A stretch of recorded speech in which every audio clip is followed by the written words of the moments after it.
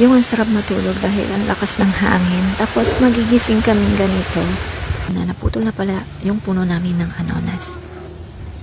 At ayun nga, itinabi na lang ng kapitbahay dahil nakaharang sa kalsada. Nakasabit na siya sa cable ng PLDT. Buti, hindi kami nawala ng wifi. Rest day ni Daddy. Parang hindi naman.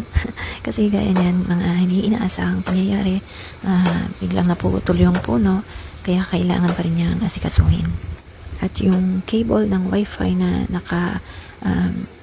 laylay sa kalsada, inayos din ni Daddy kasi mas delikado pagka pinabayaan lang. Pwedeng masabit sa mga sasakyan na dadaan o kaya magulungan. Ginawa niya muna ng paraan kaysa itawag sa PLDT, baka mga ilang araw pa kaming mawala ng net.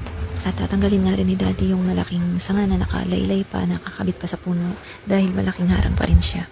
Baka nga naman may babagsakan pa o madisgrasya kapag humangin pa ng malakas. Delikado, diba? O siya, babay muna at humahangin na naman.